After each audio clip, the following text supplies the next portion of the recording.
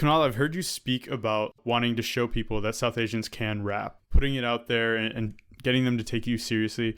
Does that stem from you being South Asian and wanting to prove yourself, or is it more of like a raising the community type thing?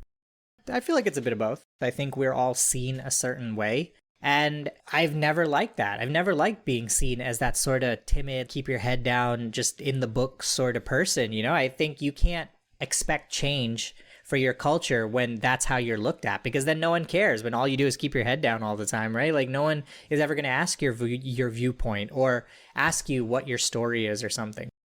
My music is very kind of raw sounding as compared to other artists, right? It may not be raw compared to hip hop artists in general, but at least compared to other brown artists, if you listen to my catalog, it's a lot more raw than what people are used to. And I've been told that that's a reason why I've been maybe held back for so long. And I firmly believe you have to have your own community on board before you can jump further and sort of expand to other communities and into the mainstream. What I've come across a lot in our culture, at least in our society, in Indian people, brown people, everyone's really fighting hard to be that number one, like the first person to break through. And I just think it's so stupid because you can't be a number one without having a 2, 3, 4, 5, and so on and so forth. You need those people. But no one seems to think about that. Everyone's like in their own little enclave, just trying their hardest to be number one instead of working together.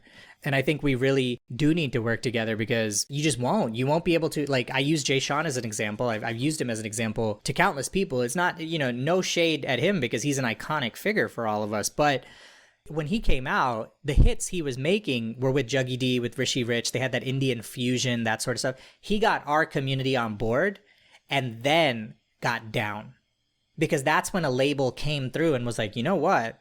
This guy's really harnessed this community and we can make some money here. And that's always the goal in the music business, right? So fundamentally, he knew, let's get this community and then we'll take it further. And then he got down. And I think his music kind of changed after that. He maybe turned his back on the community a little bit. That's how I kind of see it. And so I don't know, like who knows where his career would be today if maybe he added a little bit more in there or whatnot. But I do think fundamentally, you have to get your own people on board first, and then you can go further. And I've tried, believe me, I've tried. I'm talking to you on the podcast. I am down to talk to anyone. I'm down to help anybody. I respond to people professionally. I respond to people humbly. Like, I know that in a lot of my emails, like if I'm lying, I'm dying. Like in my emails, when I would reach out to people to collaborate, I would say, if you think I'm talented enough, then I'd love to do something with you. I never approached it from the position of, yo, man, I'm really tight. I got this shit. I think we should both get on it. I never did that. I would say something to that effect. And then I would say, if you think I'm good enough and I'm happy to send you more proof of my music and my videos and the level that I think I'm doing it on, then let's do something together. I did that forever. But it is not a coincidence that most of my albums have no features besides my wife. My wife is a phenomenal singer and, I can tell her, I can be like, Rhea, jump on this song, and she'll do it. She can turn me down as well all the time, but it's no coincidence that I don't have a lot of features on my albums. It's not for lack of trying. I did try, but nobody here, even to this day, wants to work together. Jay Sean is from the UK, right? And I think just Indians have found more ground in the UK. So to your point, there isn't really a first here. And I don't know that there's going to be for a while because you can't, when it's so fractured and everyone's separated, you can't be the first, so it's cyclical for us. Every couple of years, we get one guy that's kind of like that guy. And you see that there's certain people behind him, right? And you see certain machinations of things.